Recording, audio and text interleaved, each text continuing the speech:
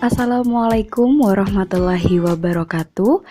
Yang terhormat kepada Bapak Ahmad Fauzi, MPD, selaku dosen pengampu manajemen proyek. Kami dari kelompok 6 beranggotakan 3 orang. Yang pertama yaitu ada Meliana Ika Fetriani, Ratih Dwi Setiawijanarko, dan yang terakhir yaitu Ahmad Munir Fuadi. Nah, materi yang pertama yaitu tentang pengertian pengorganisasian dan struktur organisasi proyek. Yang kedua yaitu kebutuhan tenaga pelaksana proyek, dan terakhir yaitu klasifikasi struktur organisasi proyek. Nama saya Ahmad Munir Fuadi, mahasiswa Prodi Manajemen Pendidikan Islam.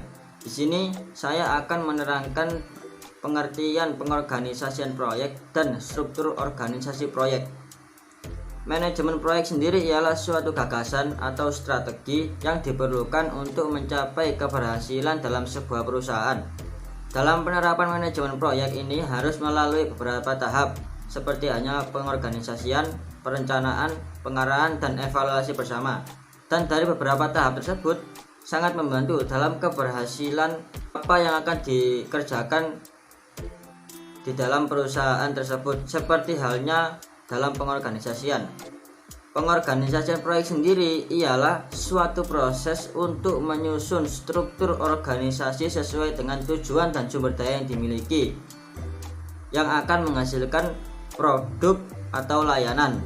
Kemudian, struktur organisasi merupakan susunan atau kerangka sebagai perwujudan dari ketetapannya hubungan-hubungan seperti fungsi, bagian, dan posisi, dan terhadap orang yang berwenang dalam tugas serta tanggung jawab yang berbeda dalam organisasi tersebut. Materi yang kedua yaitu tentang identifikasi tenaga pelaksana proyek. Dalam sebuah proyek, orang atau tenaga pelaksana proyek itu sangat dibutuhkan. Tenaga pelaksana proyek memiliki pengaruh yang cukup besar terhadap penyelesaian dari sebuah proyek. Namun, sebelum mengidentifikasi dari kebutuhan tenaga pelaksana proyek, diperlukan perencanaan dari penentuan jumlah tenaga kerja atau tenaga pelaksana proyeknya, yaitu penyediaan alat dan bahan bangunan yang merupakan kebutuhan tenaga pelaksana proyek. Nah, alat ini berupa alat berat atau alat pelengkap. Kemudian untuk bahan bangunan yaitu harus sesuai dengan RKS dan juga harus memiliki persetujuan dari MK atau manajemen konstruksi. Selanjutnya yakni struktur organisasi pada proyek. Terdapat 3 struktur organisasi yang biasanya dilakukan pada sebuah proyek. Yang pertama, struktur organisasi fungsional. Yang kedua, struktur organisasi proyek murni. Dan yang ketiga, struktur organisasi matriks.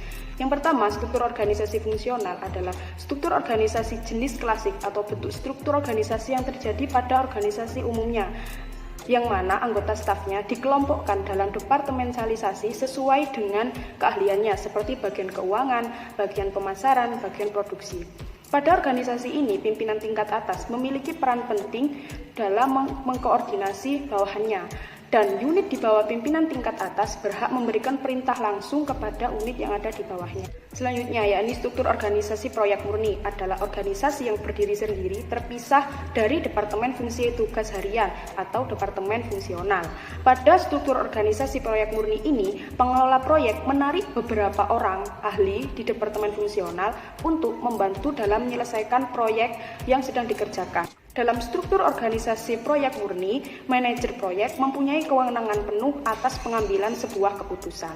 Selanjutnya yakni struktur organisasi matriks adalah struktur organisasi yang mengkombinasikan antara struktur organisasi fungsional dengan struktur organisasi proyek murni. Pada organisasi ini, pengelola proyek akan mengumpulkan beberapa ahli staf dari departemen fungsional untuk dipekerjakan di bawah pimpinannya dan dikelompokkan sesuai dengan keahliannya. Posisi manajer proyek dalam struktur organisasi matrik ini bertanggung jawab penuh atas pelaksanaan proyek, sedangkan departemen fungsional berfungsi untuk memberi dukungan terhadap